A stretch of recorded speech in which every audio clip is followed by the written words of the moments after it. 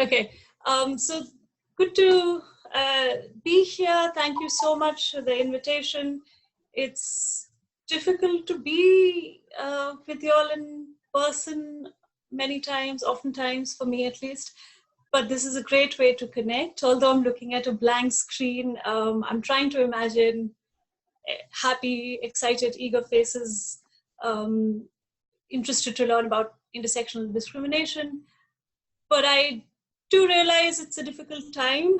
So what started off as a health crisis and a healthcare crisis in particular has really turned out to be a humanitarian crisis and human rights law crisis, particularly in terms of the implications it has on human rights. So for those of us who are interested in human rights law, I think it'd be useful to think of what's going on from the lens of intersectional discrimination. I know it's hard to now absorb any information without this weight of what's going on around us. So I think it'd be best to think of this session as particularly throwing light on how inequalities are exacerbated, because I think intersectional discrimination or intersectionality generally is a theory which tells us more about inequalities, especially inequalities which are, as we say, worse than others oftentimes, but also approach it in the sense of no matter what you're interested in, whether it is just contracts or restitution or tort law, whatever that you're interested in, almost all areas of law have intersectional questions. It's just that we haven't yet asked them, so it's useful to have the lens of intersectionality to then use it to project it at the problems you're interested in. So that would be the perspective I would approach the rest of the 30 minutes. So the way this would go is that I'd speak for the 30 minutes or so, give you, is that my email? Sorry, that should not be on. Give you a sense of what intersectional discrimination is, and all of that comes from the book that I've written, which is titled Intersectional Discrimination. So I'll give you a short synopsis of what it entails. And for the next hour or so, if you could send in questions in the Q&A box. I know you've done this several times, so you know this, but I'm doing this to remind myself. So there's a Q&A box. Have those questions down. Aryan would be asking those questions to me and to give everybody a chance to ask those questions. And so please keep them short, and preferably ask one question so that we don't have too many questions from one person and everybody else's questions get unanswered. But we'll try to get through as many questions as possible. I wouldn't think too hard about asking a question. Just ask anything which comes to mind. This is not an area which I expect you all to be too familiar with or too unfamiliar with. It's something which is a pretty accessible topic, but really we feel free to ask anything which comes to mind. And even if to your mind it sounds basic, I'm sure it'll be a relevant question for everyone else to think about. And to at least hear about, even if I can't answer it. So with all that housekeeping, let's see what I have here. I have a PowerPoint to share, which I'll just share with you. And the purpose of that PowerPoint, can you see it? Aaron, can you? Yeah, okay, perfect, great, that's great. So the reason that I have this PowerPoint is not because it has anything too illuminating, frankly. It's just that it helps see something else other than my face and to keep things light and lively. So the first thing we have on there is what you're going to hear today. So I have two questions to answer. One is, what is intersectional discrimination, or what the book is about, and then specifically to think about what intersectionality is, and what the definition that the book offers is. I had circulated a chapter. If you had a chance to see it, that's great. If you have not had a chance to see it, that's absolutely fine. But the definition comes from the book, and it'll be useful to see exactly what the counters of the idea of intersectionality is. The definition is a bold step. I don't think intersectionality can be defined in the way that is attempted, but the attempt sort of gets close to having an idea of intersectionality for the purposes of discrimination law, which is the field of the book. And finally, I want to do this 5 steps to how to myth bust intersectionality. So there are lots of myths which go around intersectionality, and there's generally a sense of approaching intersectionality with a heavy critique of this doesn't apply to us, it's a passe, it's only applying to Black women. So just seeing through the truth of those critiques and seeing exactly where they come from and if they're true at all. But before we get into all of that, I want to say a bit about why I wrote this book at all and why I wanted to work on the topic of intersectional discrimination. So, the thing about intersectionality is that it is everywhere. So from Beyonce to Hillary Clinton, it seems that the word intersectionality has been in everyone's pop culture vocabularies. This is the thing to refer to if you want to appear to be sort of plugged in or woke, or it's fashionable. It's a great sort of showing awareness of what the world is like. So, but the problem with that kind of popularity is that intersectionality then becomes a buzzword which is hard to pin down, and that's very hard specifically for scholars of intersectionality, that if it's used widely, it's a great thing for the popularity of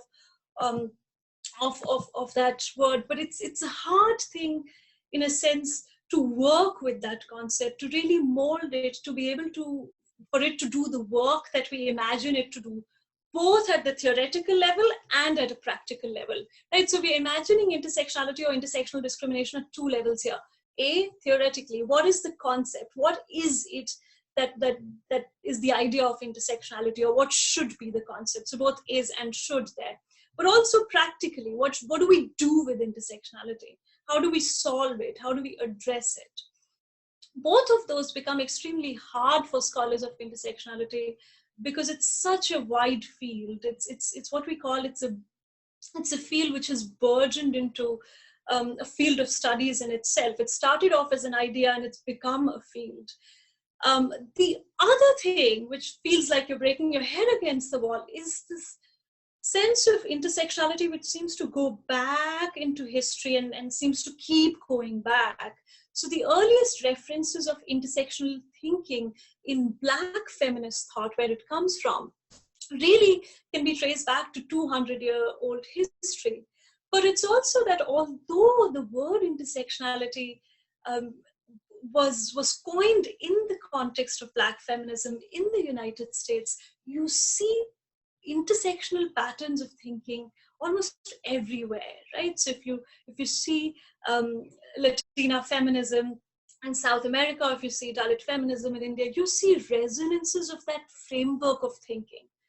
You don't need to have the trope of intersectionality everywhere, right? The term doesn't need to appear everywhere to say that this is what people are referring to or thinking about. It's the frame that we are referring to that is important. So it seems that disadvantaged women, especially women who share disadvantage across a range of identities, have used intersectionality as a concept, but even if they haven't used the term. But if that's the prolific history of intersectionality, then it becomes all the more difficult to know exactly what is it about at its core.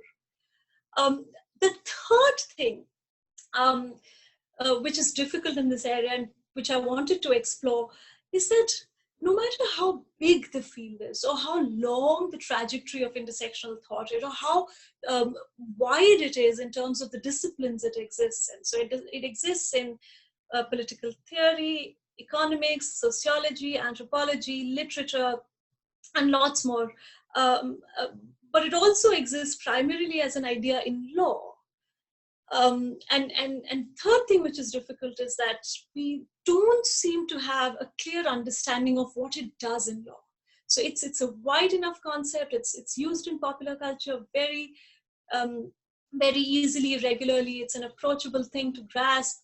It's also very widely used in different fields. But in law, it doesn't seem to do the work that it was imagined to do. So let's look at this specifically now in the context of law.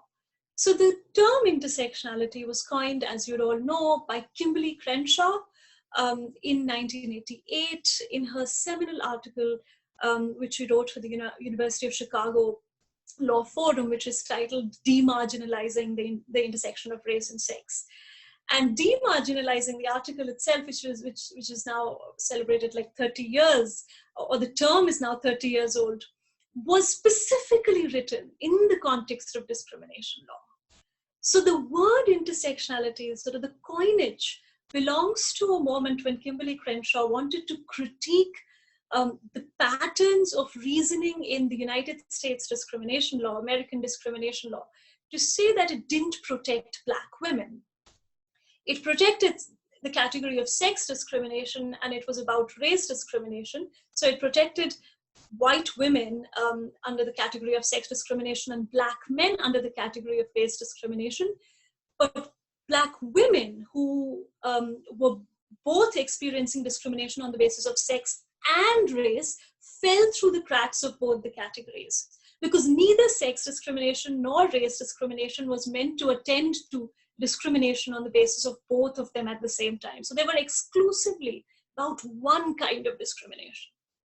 This is, of course, problematic, right? As a subversive site of addressing disadvantage and discrimination, you would think that the field of what we call equality law, discrimination law, anti-discrimination law, non-discrimination law, right? So that's the entire spectrum of what we call the body of discrimination law, which is in practical terms, really what we're referring to is, say, Article 14 and 15 of the Indian Constitution combined. We're thinking of a simple guarantee as no one shall be discriminated on the basis of, and a long list of grounds. So sex, age, sexual orientation, disability, some grounds are listed, some are not. But that's the claim, that we don't want to be discriminated on certain kinds of grounds.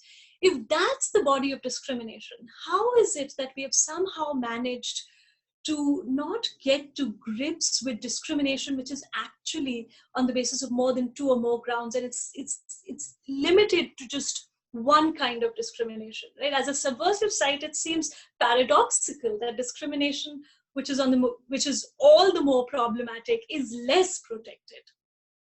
So that's the third thing which bothered me, that although Kimberly Crenshaw had written her seminal piece 30 years ago to crack that problem, it seems that discrimination law across the world, so some of the jurisdictions which I wanted to look at were US, UK, South Africa, Canada, India, the European Union law, and the European Convention on Human Rights jurisprudence. So across this spectrum, no jurisdiction seems to have gotten it right? People mention it, there's a passing reference to it, but we don't quite seem to be able to address intersectional discrimination. So those were some of the motivations of writing the book. It seemed that scholars before and perhaps after would continue to grapple with these problems. I offer an account of intersectional discrimination in the sense that this is one account. It can be developed, it can be redeveloped, but it's just one way of trying to offer something so that not all of us break our head against the wall with those questions. So I want to say a bit about the framework of intersectional discrimination, right? So let me say this in the context of the book. So the book is neatly aligned in 4 chapters. It's a bit of an odd book, like it doesn't have those standard 8 chapters, 6 chapters.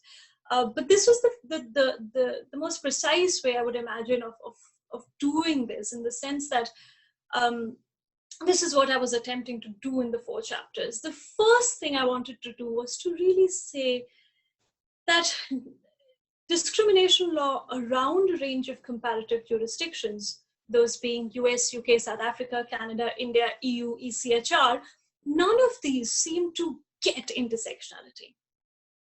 And that's the first chapter. So the first chapter shows that in the legislative guarantees and in the judicial thinking of these discrimination laws around the world, we don't seem to address intersectional discrimination. Right, so the legislative guarantees are interesting. So take, for example, the constitutional guarantee in India, Article 15, Clause 1. So you're reading that with a sense of being constricted by the word which is there only, right? So the fact that it's limited to discrimination on grounds only of, and the 5 grounds which are listed there, seems to or portends to limit discrimination to one ground alone. Of course, if you read it as a whole, you see the ending phrase of Article 15.1 being any of them. So grounds can be more than one, but that's not how it's read. And it seems that courts too have struggled to work with that idea, right? So a bare reference to intersectional discrimination doesn't quite often appear. There's not anything in the jurisprudence which sort of shows us that intersectional discrimination is really redressable. And I know everyone would be thinking of Justice Chandrachud's paragraph 36 in Navteej Johar, which does mention the word. That's a useful sign, but we haven't addressed intersectional discrimination in the sense that we haven't had a test case, a hard and fast case, which we can say that, okay, this was a case brought by, say, a Dalit woman on the basis of both caste and sex, and she succeeded. Right, so unless we have that, we're kind of looking at a space in the Indian jurisprudence which is largely empty of having addressed intersectional discrimination, but there's a lot which exists in the space which seems to say that intersectional discrimination actually doesn't exist, right? So all of the previous jurisprudence seems to say no, discrimination which is on the basis of one ground alone is discrimination. If you think of more than one ground, then this is not discrimination. So you're thinking of the classic case of Air India and Nargesh Mirza, where you're thinking of discrimination case which is brought by air hostesses who were working for Air India, who argued that discrimination on the basis of retirement age, or retiring when you marry, or retiring when you first pregnant, all of these was problematic. And although that the case was being argued primarily on the basis of sex, because that was the basis or the ground which is included within the constitution, you can immediately see the relevance of age, pregnancy, and marital status as implicated in the discrimination question. So air hostesses who were working for Air India were not simply discriminated against on the basis of sex alone. It was sex in combination of maternity, pregnancy, marital status, and age. All of those factors are not included as grounds of discrimination.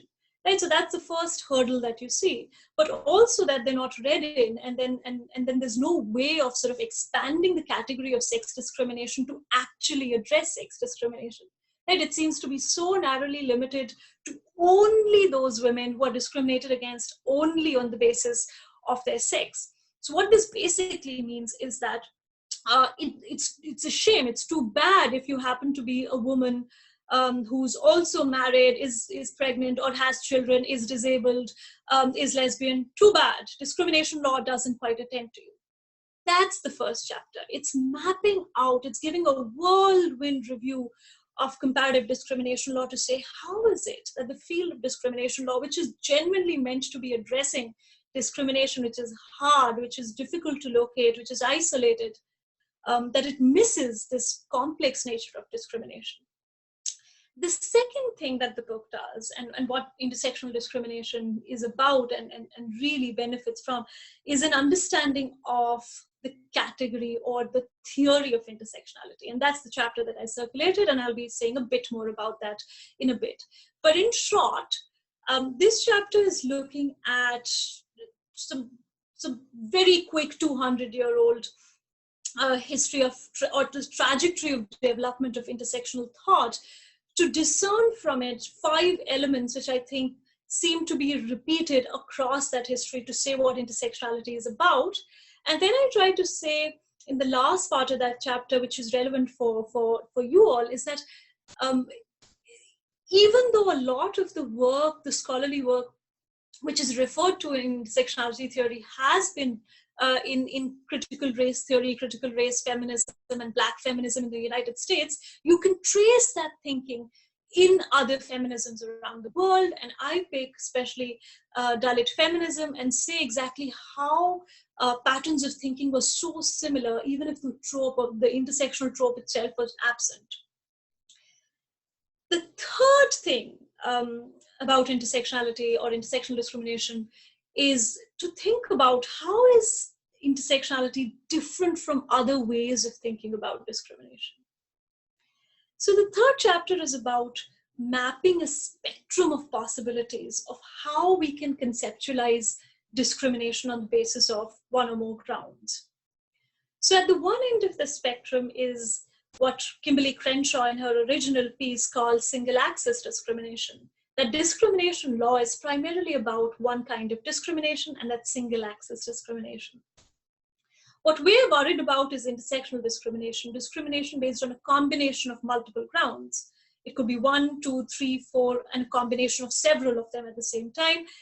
But we're not sort of putting a cap on how many grounds matter. So if you are a disabled gay Muslim man, then you're using all of the possibilities that you think you're being discriminated against as one person to say, look, all of my identities mattered in the way I experienced discrimination. But in the middle of that spectrum are other possibilities, right? So we're thinking of multiple discrimination, additive discrimination, compound discrimination, synergistic discrimination, contextual discrimination. And if you'll see the book, you'll see exactly why these categories matters, and we need to be very precise in thinking about what do each of these mean. So between 1988 and now, when Kimberly Crenshaw was writing about single access discrimination and imagining it in contrast with intersectional discrimination, many other categories have emerged. And the purpose of the third chapter is to map those categories in relation to intersectional discrimination to say, well, what really matters here is to see intersectional discrimination as not just different from, as Kimberly Crenshaw originally imagined, single access discrimination, but as different from a lot of these categories. Right.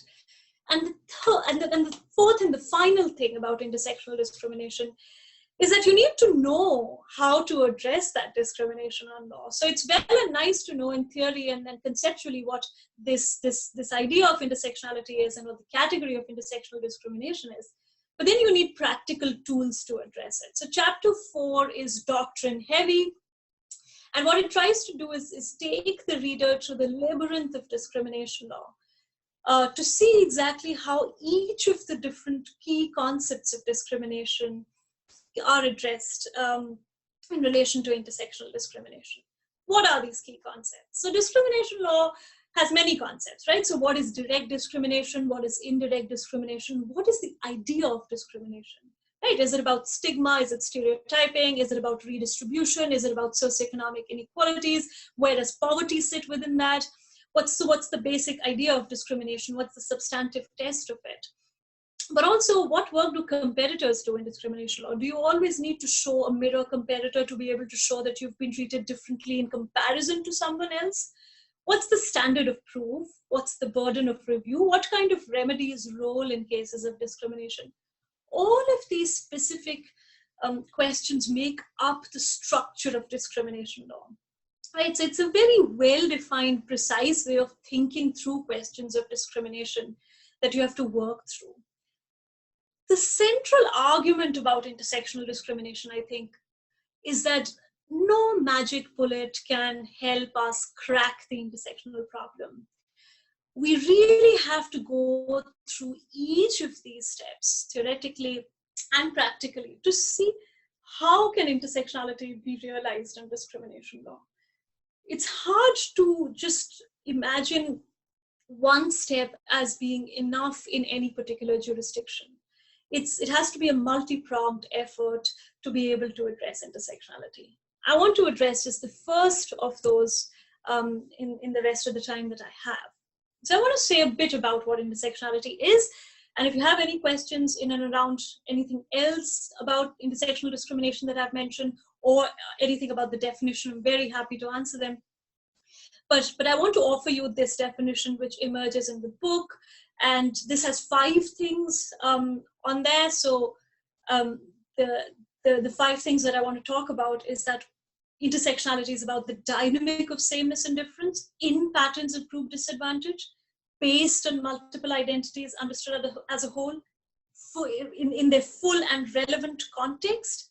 And finally, it's about transformation. So I want to touch on each of them to say the concept of intersectionality really is embodied by these 5 mainly. We could have other things if you want to add to them. These 5, I think, are relevant for lawyers, especially discrimination lawyers, to be able to think about what intersectionality is. Right. So imagine intersectionality as a Venn diagram.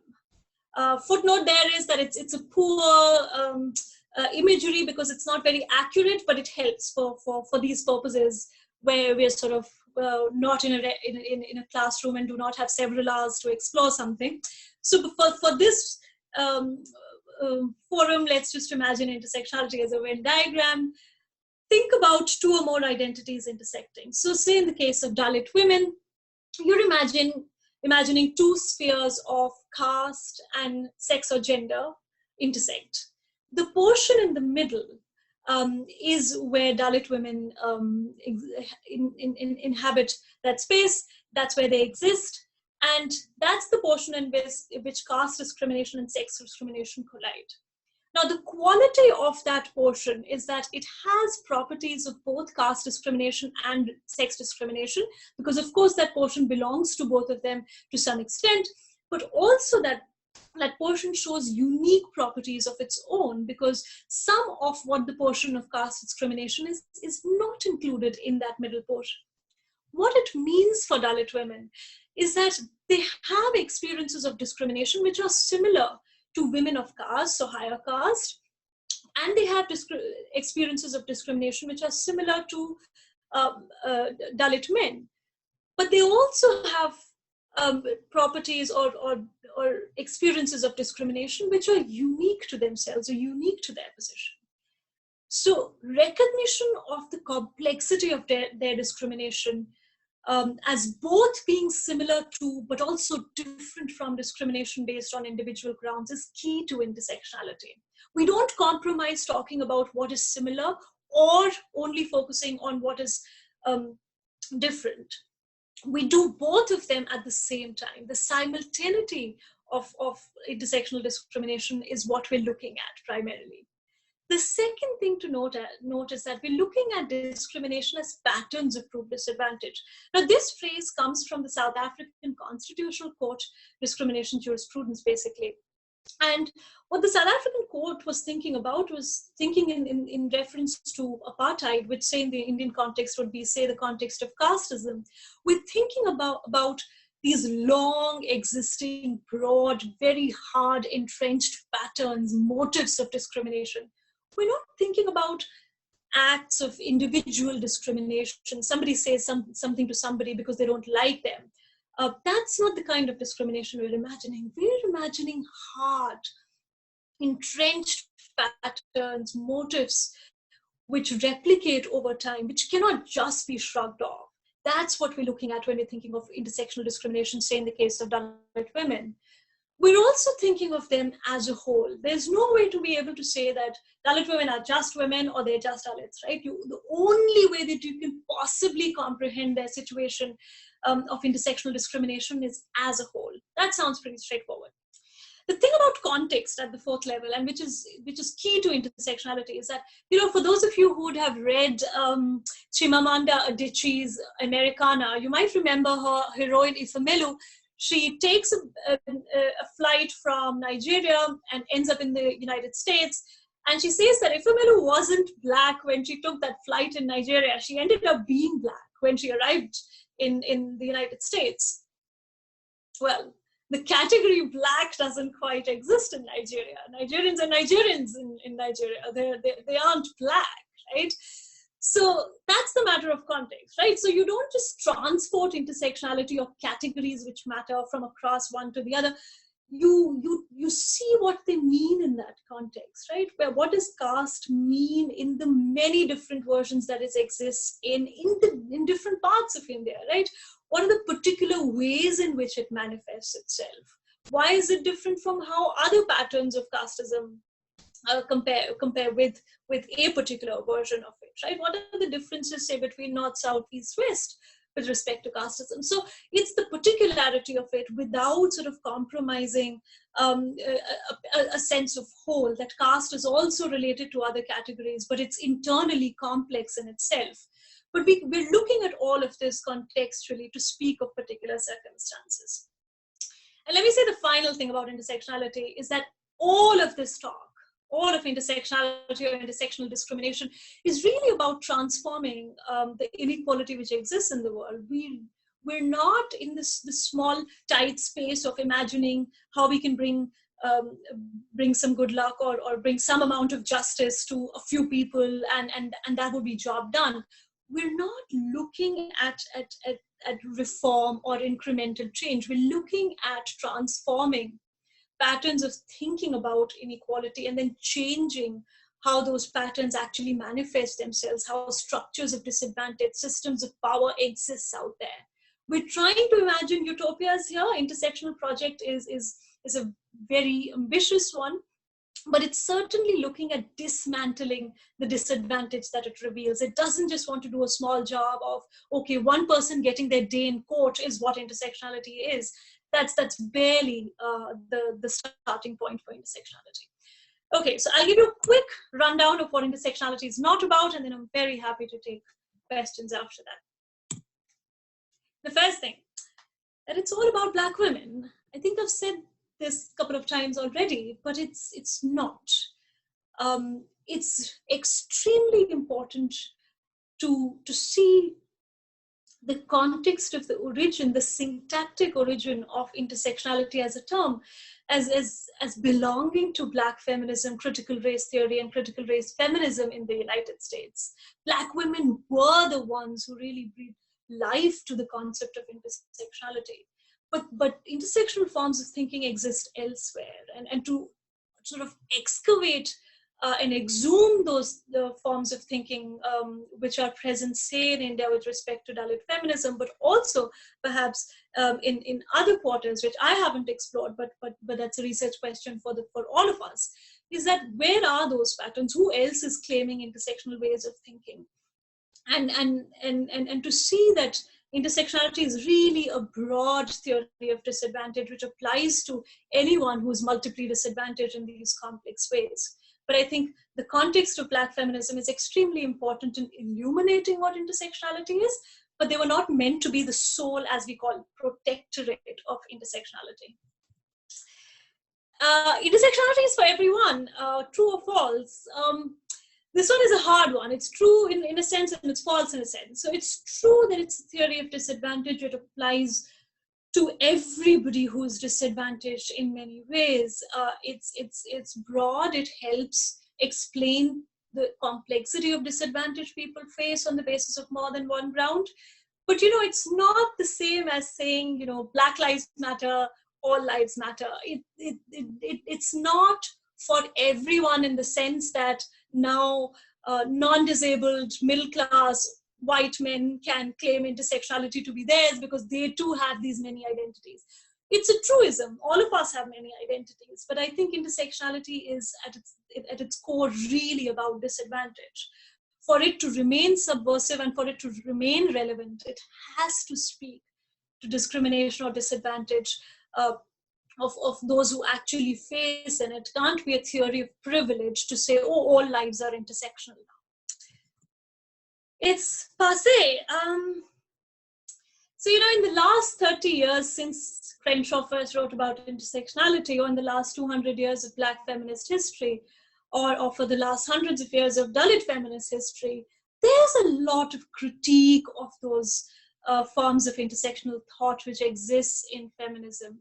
right? So there's a sense of saying, oh, we all know this, of course people are disadvantaged, but of course we have to look at these broad groups, it's all identity politics, these are some people feeling bad, we can't really help everybody because it's just creating atoms of very, very particular silos of disadvantaged groups. It's hard to address everybody's problems at the same time. It's fragmenting the idea of identity politics too much.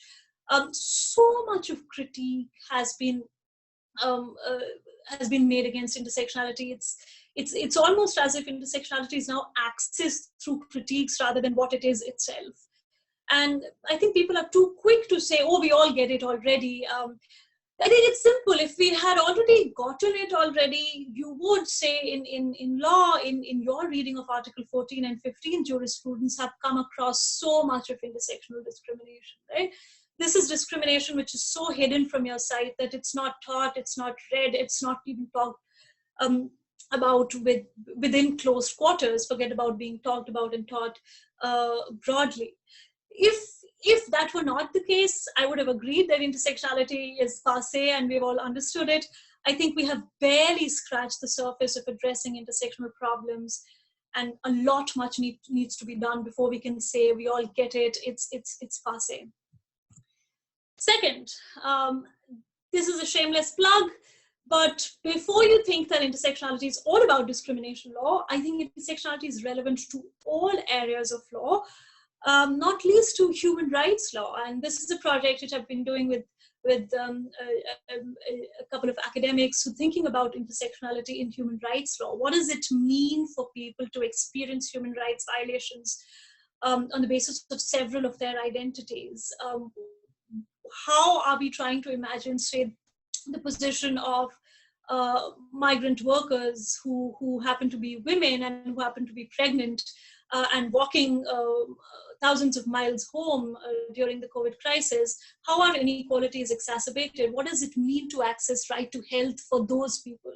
We're thinking in terms of particular rights. You have to think in terms of particular positionalities and try to really see whether the logic of particular rights comports with the kind of disadvantage that intersectional positions bring out, right? So you have to do that job for every single of the human rights which exist. You have to do that beyond human rights law, whether you work in constitutional law broadly or just administrative law, thinking about how do simple concepts like bias and fairness work in the context of intersectionality. What patterns have we formed in our minds which sort of inhibit understanding what we have to do in terms of requirements of being fair or to not be biased? Each of those fields has something specific to say to intersectionality. It's for you to ask the intersectional question all the time. Last but not the least, intersectionality is not everything. So just before you go out of this and start applying intersectionality as the thing which can solve everything, that would be a disaster, not just for intersectionality, but for anything that you apply it to. Intersectionality is not going to give you answers to everything. It's one tool in the many subversive tools and ideas which are relevant to law. Although law is a limited site to bring about change, I think theories like intersectionality can really help us imagine and reimagine law in ways which are gentler and also stronger in ways in terms of changing how inequality exists. But it's not going to give you answers to every social justice issue. It's going to help look at social justice issues. So think about the greatest kind of social justice issue which is before us, which is with respect to environment and climate change.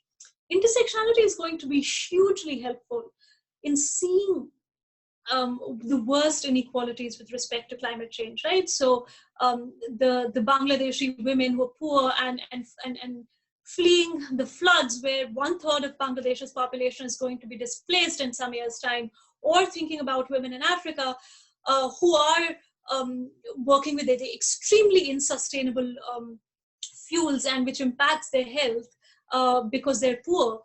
You're using intersectionality, you're using intersectional spaces to really make sense of climate change as an issue. But intersectionality will not help you answer all questions about climate change, right? So you have to see internally what matters to climate change in terms of what kind of carbon emissions are we looking at, what's the sustainable fuel which can be provided to women everywhere in the world.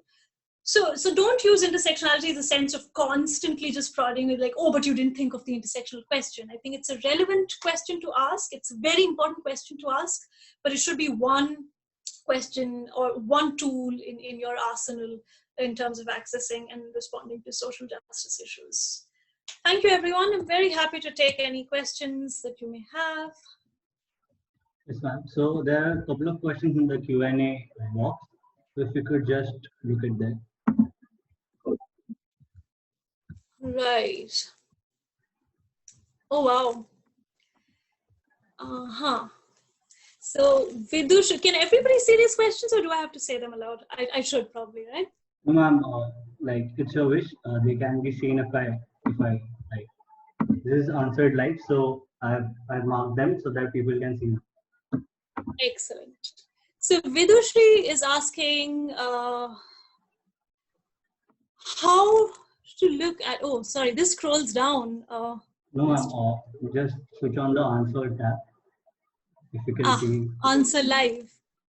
Where is Vidushri's question now? Sorry, guys.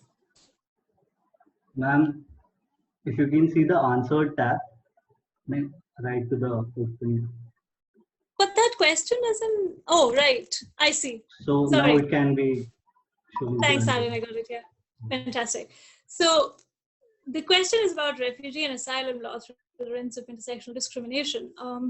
How does the concept of intersectional discrimination impact the conceptualization and understanding of international refugee law and 51 Convention, which infamously limits the number of categories that take into consideration and critique? Yeah. Ooh. That's a very good question. And if I may extrapolate it and sort of answer it broadly, Vidushri, if you don't mind, to relate to the problem of grounds generally. So you see, it's not just refugee law, but human rights law broadly, which is limited to allowing access to certain entitlements or guarantees or human interests on the basis of certain kinds of identities. So you have certain rights generally because you're a human, and then you have specific areas of entitlements like refugee law if you say persecuted on the basis of your race. But grounds generally play the gatekeeping function in so much of human rights law that we always have to access human rights law through a particular identity and a per se.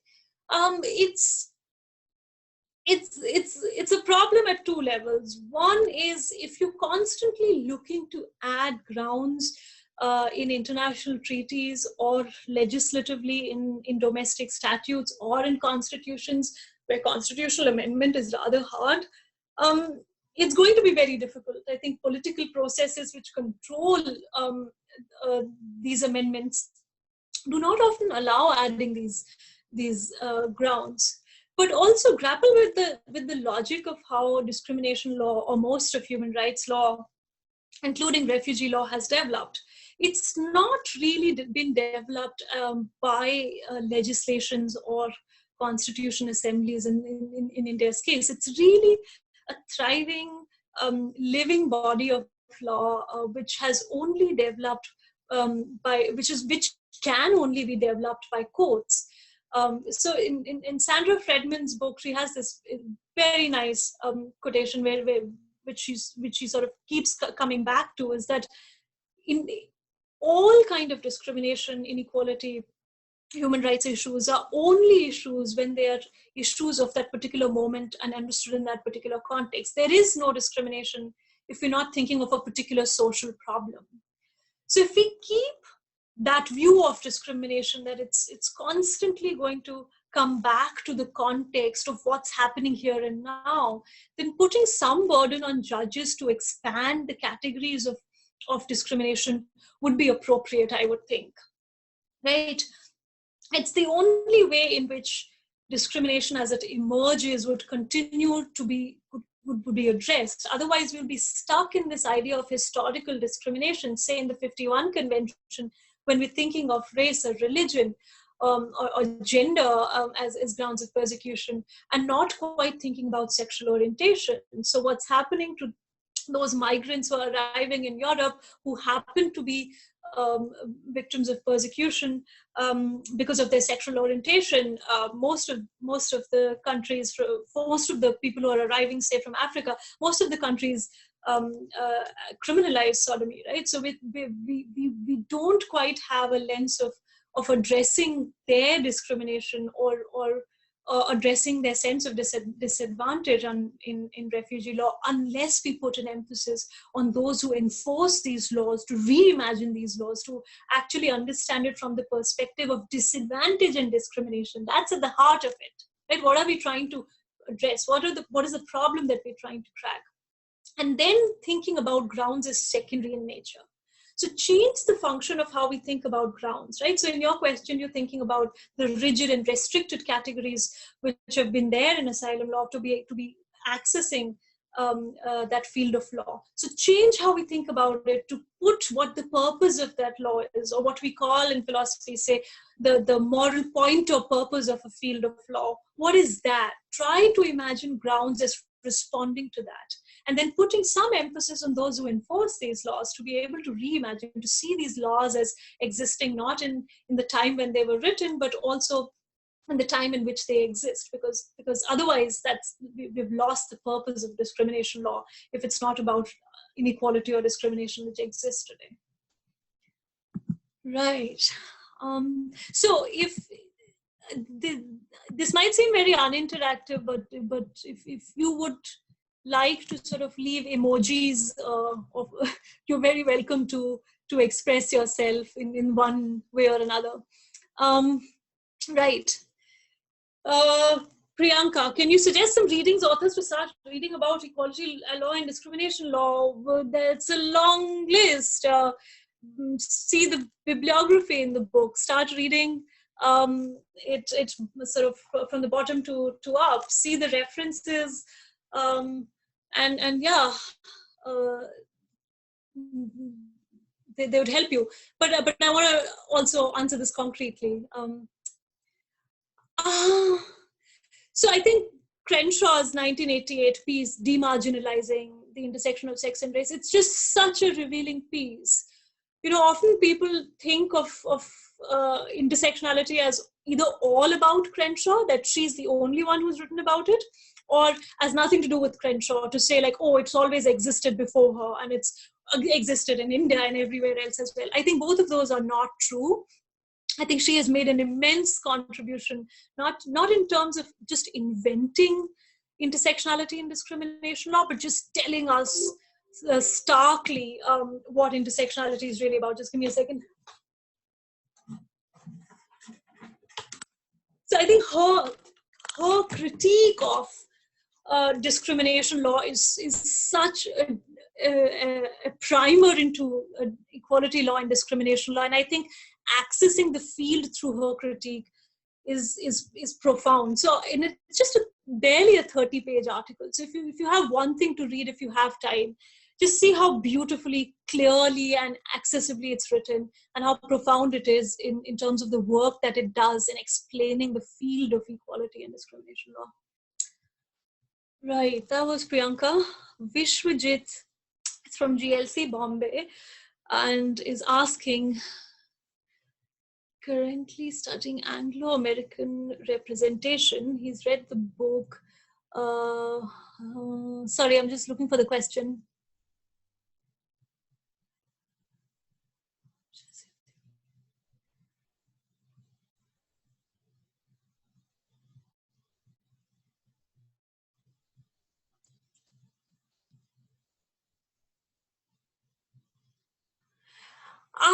Okay.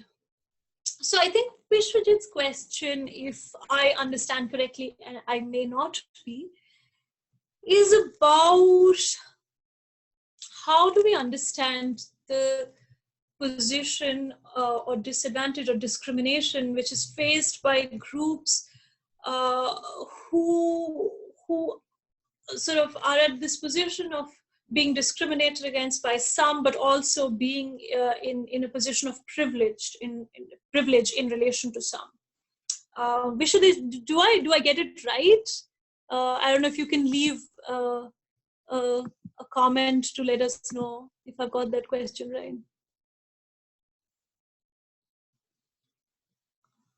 I don't know if you're here even. But okay, so if I've understood that correctly, yes, ma'am. I think. He says yes. Sorry? He says yes. Okay, good. That was a shot in the dark, but I'm glad I got this right. It is literally a shot in the dark. I'm seeing a blank screen here. And it would have been far nicer to see you all in person in a classroom. But okay, so if the question is, how do we understand the position of those who are privileged in some way and disadvantaged in some way, how do we sort of use intersectionality in that context? I think most intersectional groups are going to be privileged in some ways and disadvantaged in some ways, right?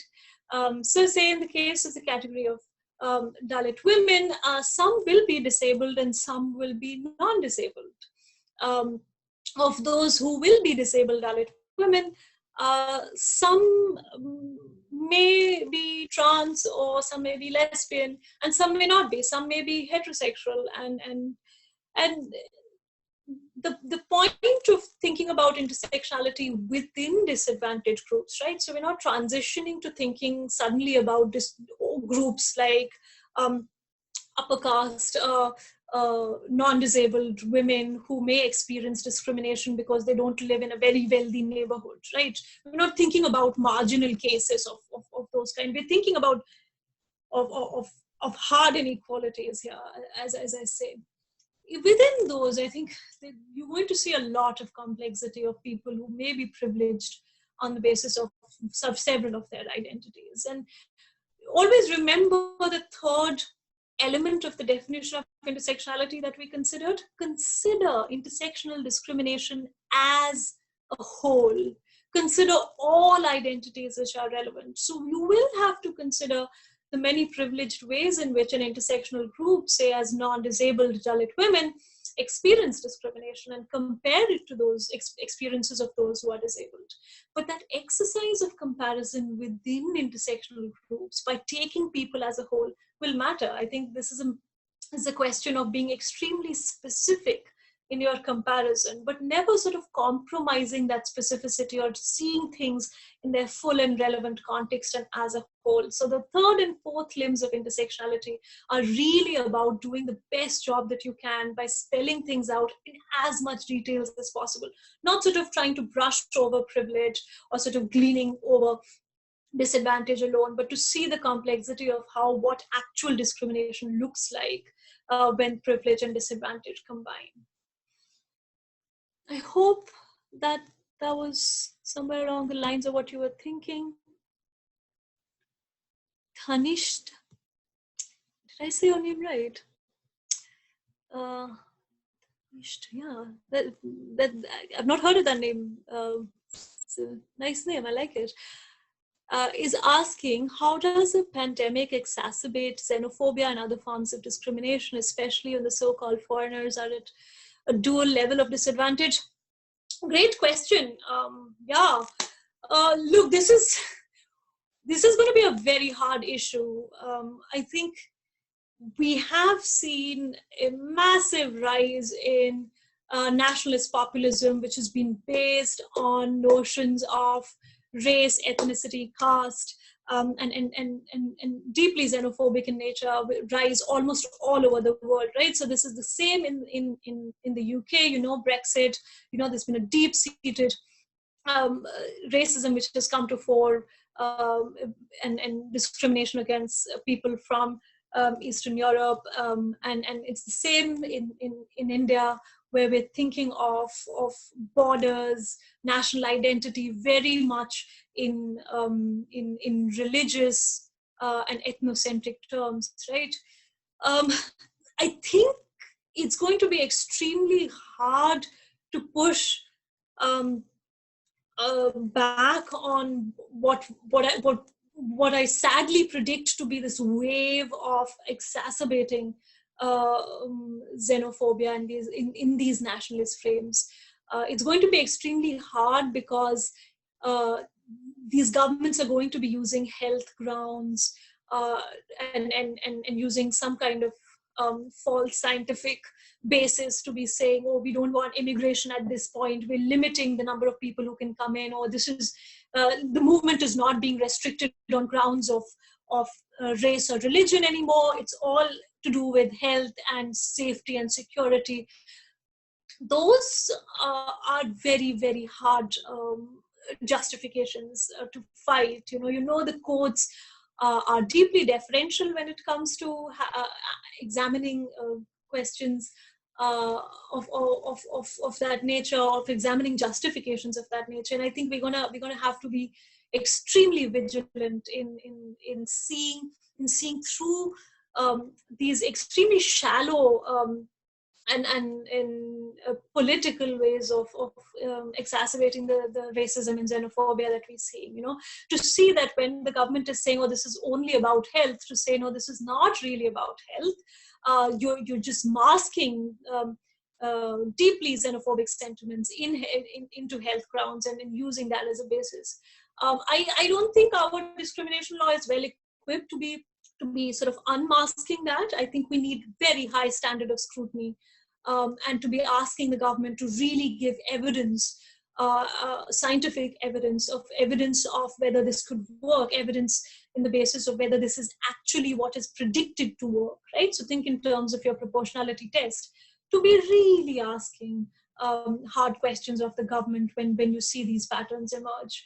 I don't think we have that jurisprudence in India. It's unfortunate. I think we've neglected developing Article 15.1 to be really addressing forms of racism such as xenophobia.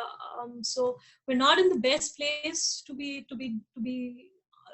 responding to what is to come, and that's really sad, especially coming at the back of the anti-CAA protests, and to feel like how underprepared we are for the kind of inequality that has emerged in light of COVID.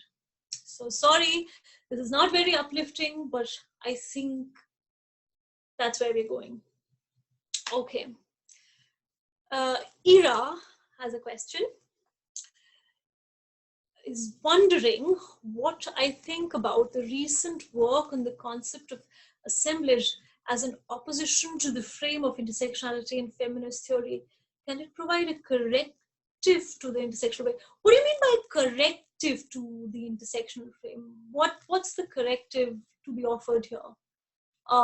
Do you want to either respond to your own question to add something here, or if you want to go live, if you have bandwidth to turn your audio on, I'm very happy to listen to your question as well.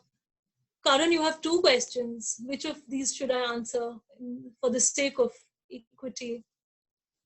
Ira, do you want to say your question out loud? Aryan, is it possible for Ira to turn her mic on and say something if she wants? Yes, ma'am, I'll see.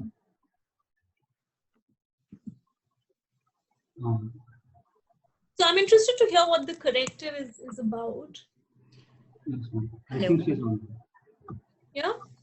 Hi, Ira. Hi, am I audible? Hi, sorry. I actually just wanted to, so I read about some recent work about the assemblage frame providing a corrective in the sense that, intersectionality sees social identities as, separate from each other and then intersecting, right? Versus this idea that we are constituted by these identities and we can't look at them as separate from each other.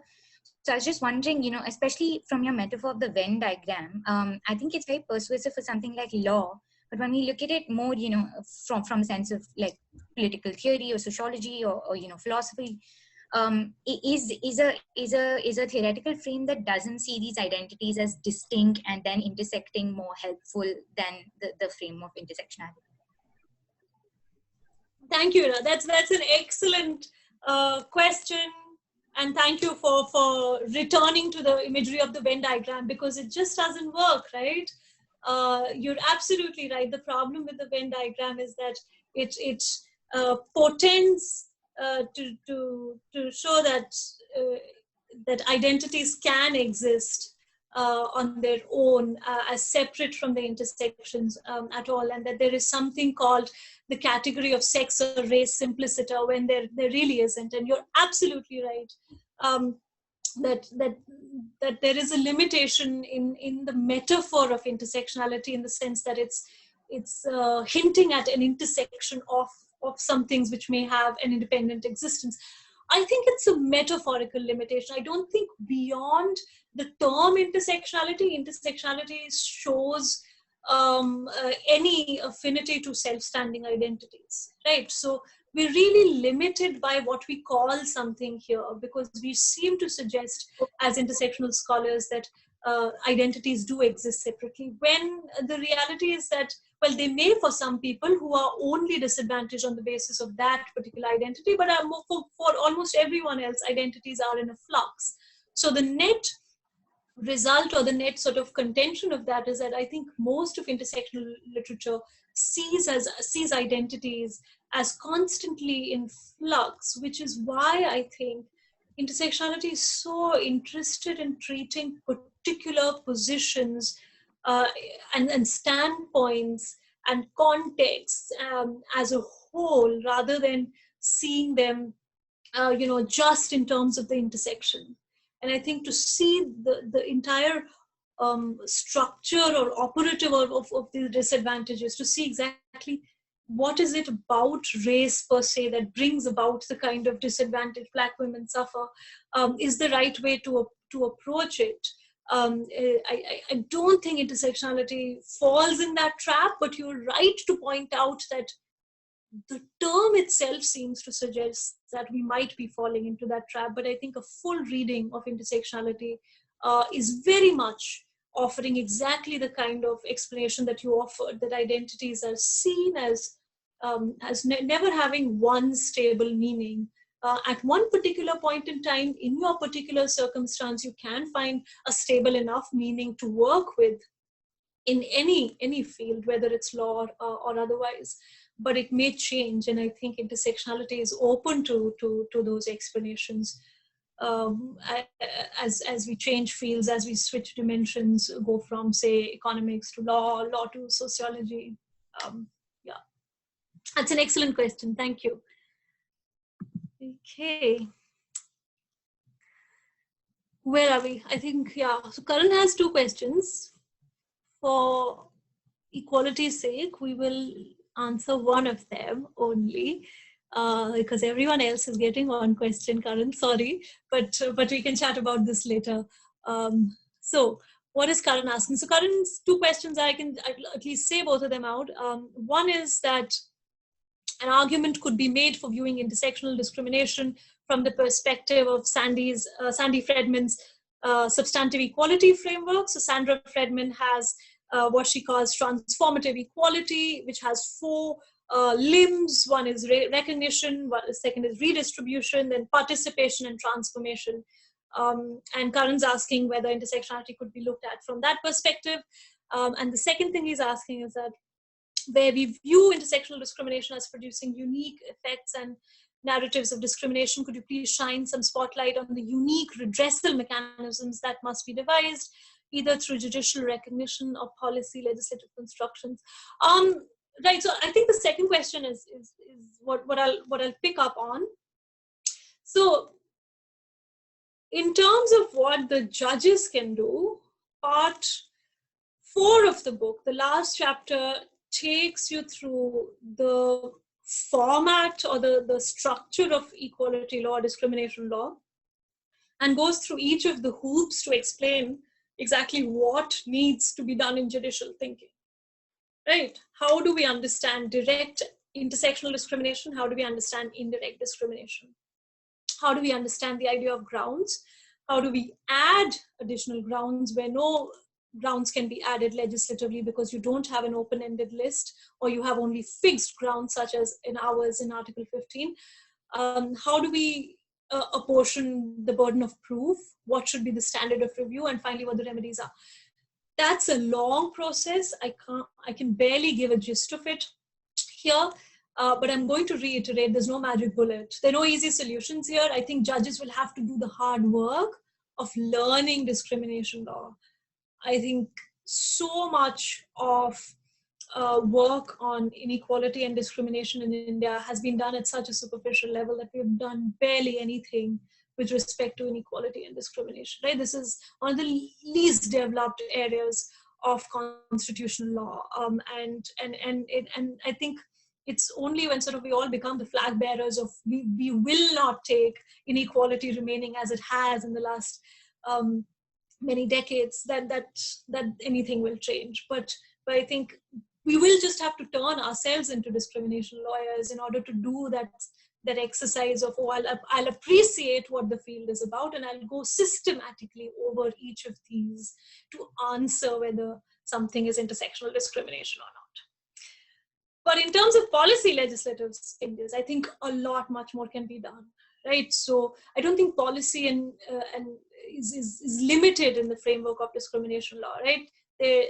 Policy could really think about something like, having an intersectional impact provision in all the laws. So say in your Disaster Management Act, when you're meant to assess the impact of disaster or to have an impact assessment, are we looking at intersectional questions? Does the policy guidance on disaster management, say with respect to COVID, does it give any importance to people who are discriminated against on the basis of many of their identities? Have we thought about migrant workers or women who are pregnant, who are just, not going to have healthcare services while they're walking those distances, or they're not going to have services where they happen to be, if they are migrating at this point? None of these questions seem to have arisen. But they can be easily factored in policy, right? Just having an impact assessment which takes care of the intersectional question, just asking for all government bodies to collect intersectional data, to say that data should be disaggregated. And we just don't want to know simply about caste or sex or gender. We want to know about both of them at the same time, and then add the qualifier of disabled women. This is a simple exercise of being interested in the population that you govern, just pushing those who govern us to ask us more about ourselves, to understand who they are governing, and then to unravel these patterns of group disadvantage which are entrenched. I think policy can be way more imaginative and not constrictive in imagining intersectional solutions to just framing the world.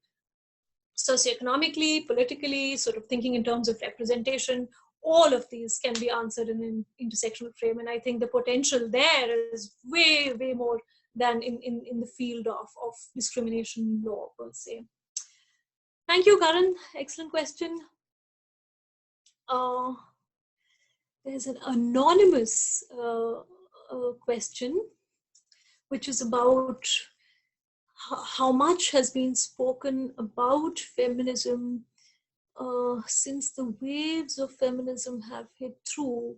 The wave sort of metaphor is an interesting one. The critique of the phenomena has now been to call it as pseudo-feminism by a lot of people when it does not support intersectionality alongside clubbing same reasons under the head of imperfect women. What would be an apt wording to call out? Okay, so this is an interesting question. So the question is actually, what do we call feminism which is not intersectional? And specifically with the idea of how do we call it out? I don't know. I always feel like we're bad at nomenclature,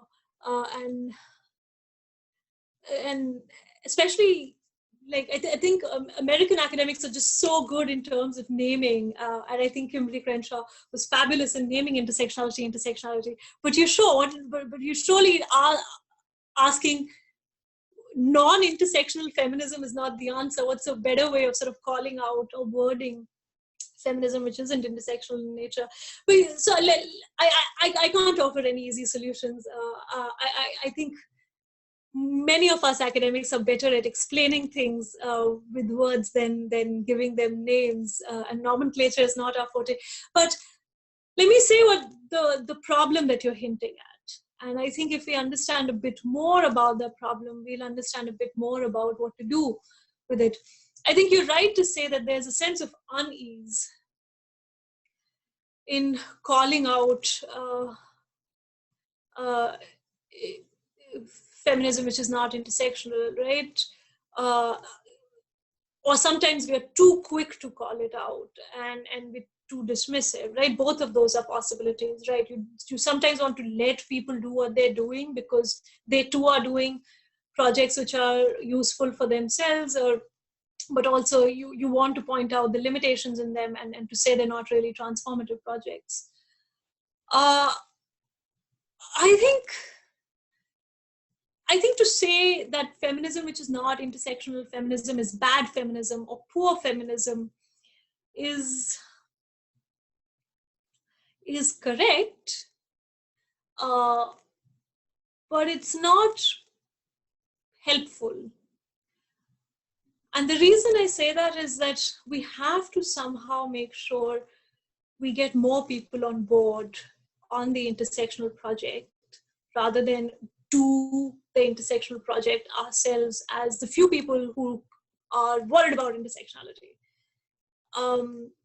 I think we need more people to sign up to be intersectional feminists, convert more and more people to be that. And I think calling out, especially by giving names, may not be the most effective ways of actually achieving what you want to achieve, to get more people to sign up and for more people to do intersectional work. We will not be able to succeed in doing intersectional discrimination correctly in terms of redressing it if only just a few people do it. And there's a kind of a witch hunt of like, oh, you didn't do it right at that point and now we're going to get you.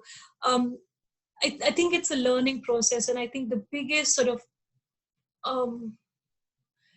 learning I have had through reading of feminism is openness to constantly transform feminists around you, keeping the channels of communication open and constantly having a conversation, right? It's not exactly calling out, but it's a conversational method of doing intersectionality, right? I think our explanations have power. I think our sitting together and talking has power to do intersectionality, right? We don't necessarily need terms to say, oh, you don't know intersection feminism, or I know intersectionality, right? This is exactly where I began from. We're hitting our head against the wall if all we do is say intersectionality or not, right? Beyonce using intersectionality is fun and great, but we really need to talk and do more in terms of unraveling what we're talking about. So I think being drawn to that conversation rather than just the terms we use is a more helpful tactic in building a good solid base of feminism. Right, that's a very good question, thank you. Right, what do we have here? There's another anonymous question. My question is about how to accommodate intersectional claims of people when we have clear and fixed grounds and formal structures of university, like diversity council or a reservation policy in student body posts.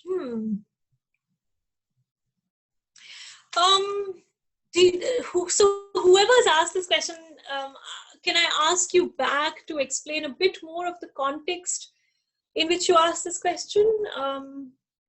Do you mean that diversity council in university is only dealing with a fixed set of grounds? So for example, that do you not have the ground of, say, language for people to address disadvantage if they speak a particular language, or if they cannot speak a particular language? So is language not a ground? And I'm just giving an example. What is it about diversity councils that you think is limiting in terms of addressing intersectionality?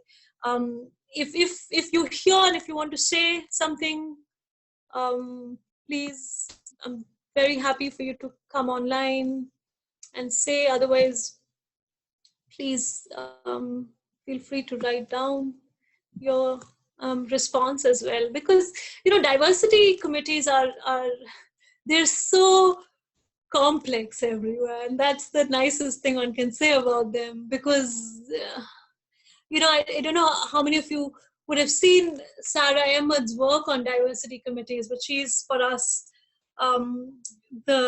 she has a tell-all account of how hard diversity committees are, right? They're meant to do all these nice things, and all they end up doing is sort of taking the institutional line. So if that's where you're coming from, I think that's a reasonable worry, and I don't think diversity committees should replicate structures of discrimination law which are sort of limited to grounds, or they should be too institutionalized in the framework of the institution, be completely PR checked, and be completely politically on point in terms of saying, oh, everybody matters. And I think diversity committees should be doing a very deep and invested work in what disadvantage they're trying to address, and who they want represented and be seen, and who they want to really empower in their work in universities especially. So I think diversity committees have a big role to play in intersectionality, but they've been largely limited to the institutional frameworks within which they operate. Aparajita Kaul has a question. Do you think language found in the Indian Constitution beyond Article 14 and 15 acts as a limitation for recognizing intersectional discrimination? So I know you have an explanation there and a few more question marks, but let me say whether the language in Article 14 and 15 are limiting per se. So Aparajita, I'm very happy to share chapter 1 of the book as well, where I argue that I don't think specific legislative or constitutional language is ever a bar to recognizing intersectional discrimination. And in fact, one of my papers, which is freely available and you might have seen on Equal Rights Review, which argues for looking Article 15, Clause 1 through the lens of intersectionality. It's called Through the Looking Glass of Intersectionality or something like that. Argues that it's really not about language.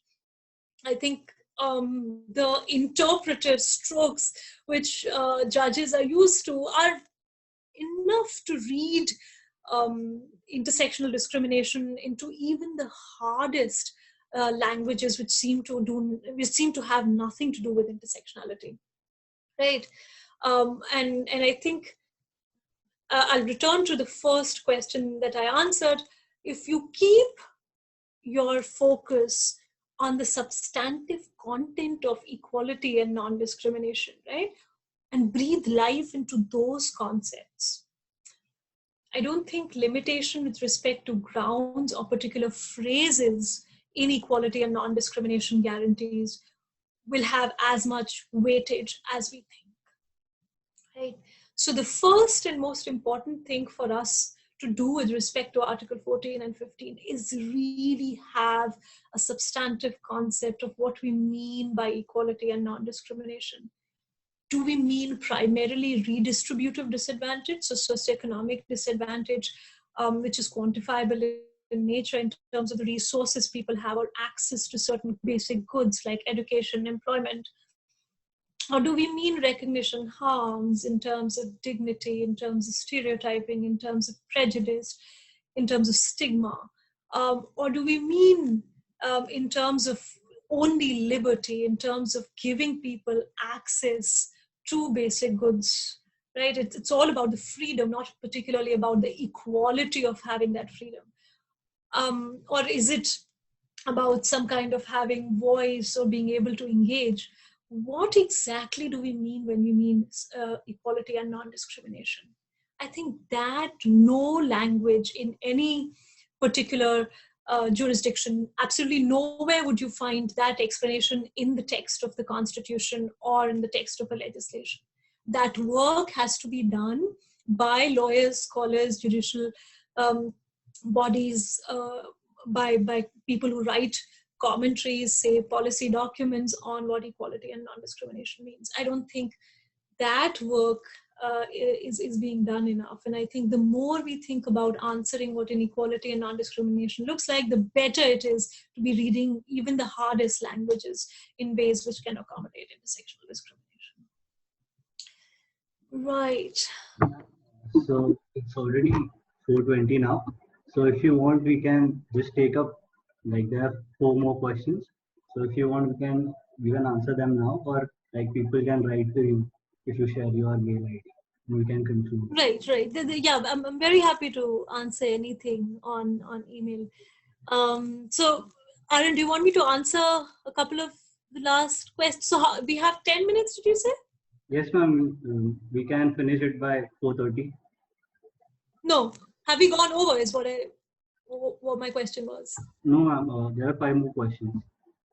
Okay, great. So we have 10 more minutes to see if we can get through a couple more questions. But if there are questions left, they can just email if you leave your email. That is a very daunting suggestion, but yes, you're very welcome to write to me. Okay. Can I have a quick sort of run through these questions? So there's a question on caste being alien to America. That would it be non-discriminatory for a white woman to use caste as slangs? Be discriminatory for a woman? So you're totally right. I mean, discrimination is a geography specific. So it's true that we should not look for sort of a pan-global understanding of discrimination, right? People have very different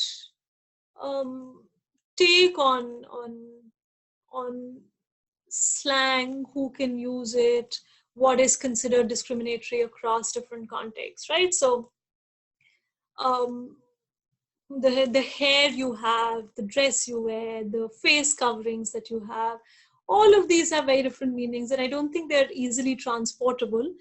And I think the hardest thing is to expect that in certain circles, we have a tendency to imagine that everybody just has a grasp on discrimination, that oh, you must know that what sombrero is and how you should be using it, or not to have hair in cornrows or something like that. I think it's good to be aware, and I think it's especially important to be aware if you're a lawyer and if you're a judge who's deciding on intersectional discrimination. But in our everyday world, you're speaking to your parents, you're speaking to friends who are not necessarily reading any bit of sociology or any bit of other reading which might have helped them understand intersectionality. The approach in that case, sort of to call out what you may find problematic in their usage, just to sort of try to talk through them. And this is a limited liberal idea for some, but I think the presumption of knowledge from those who may not have access to it it's an arrogant proposition. I think we should be very open to sharing knowledge on social issues, especially intersectional issues, right? We're speaking of a world where even judges don't get this, policymakers, legislators. I mean, these guys are meant to be serving these populations who don't seem to get intersectional discrimination, right? To suddenly expect that people, a lay person on the street would get it, I think that would be a high bar. But I think a genuine interest in transforming people around you and in changing how people think and talk by alerting them to what you may be thinking or what you may be aware should help. Okay. How do we better draft our laws and policy in the domestic context? I think I've mentioned something about law and policy already, but if you have a specific question, do feel free to email about the drafting of laws, if you may. Nilanjan Day is asking, spoke about intersectional discrimination is more efficiently addressed in judicial movement by judges in light of the specific context of a case. How does one address the problem of intersectional discrimination being ignored in public policy? I think I answered that question that Karan asked about policy. I think the possibilities that are highlighted there in terms of gathering data, which is disaggregated, asking for impact assessment on an intersectional basis, all of these are things which we should be promoting, asking for, and can be done far more easily than what judges can accomplish. I think I have a last question here from Soumya, who's asking, I was wondering how much of a role do you see of reformative justice playing in intersectionality, in the sense that how do you work towards upholding the rights of the victims, survivors, as well as accused convicts? Are you asking this question particularly with respect to criminal law, Soumya? I don't know if you're still around, but if you are, I'm very happy to hear you talk and say something about your question.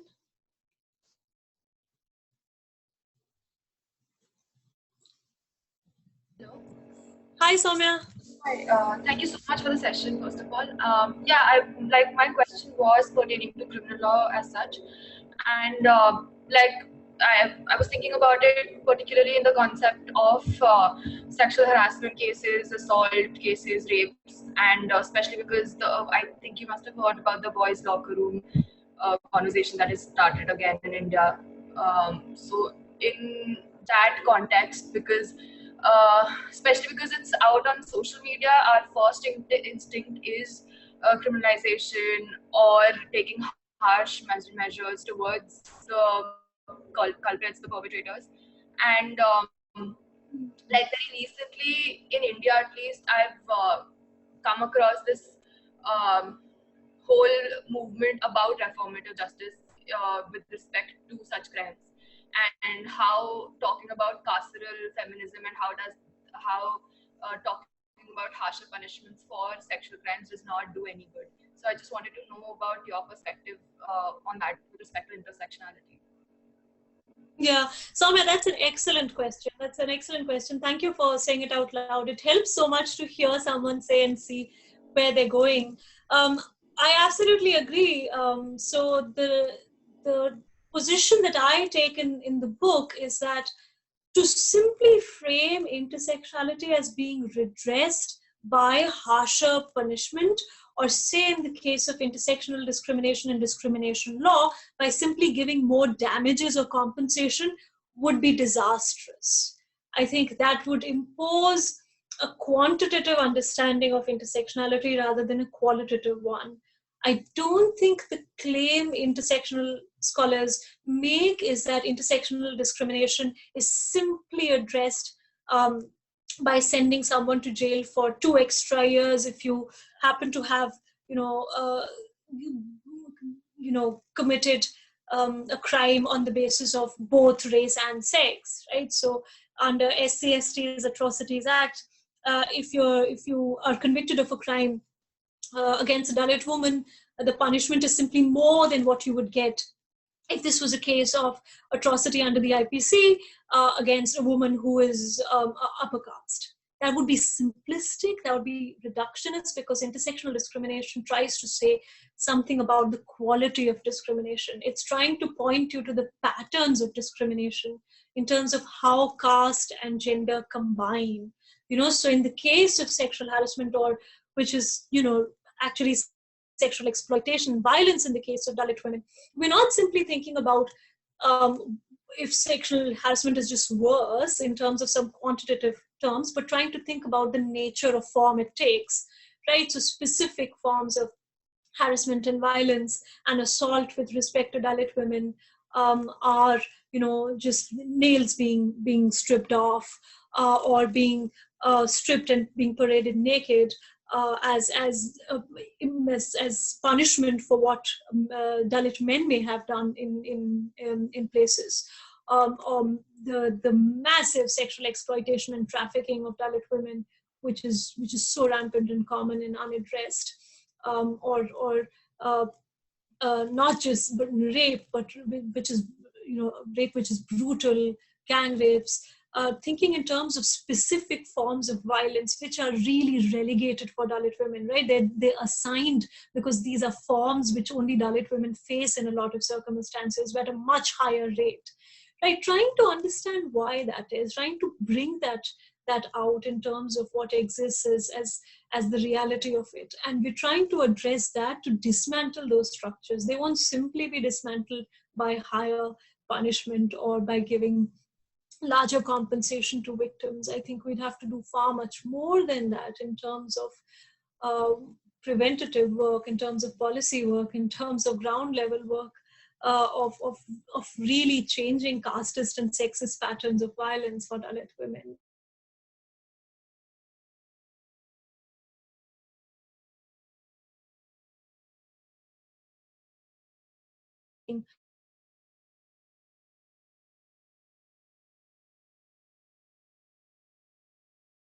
Completely tokenistic.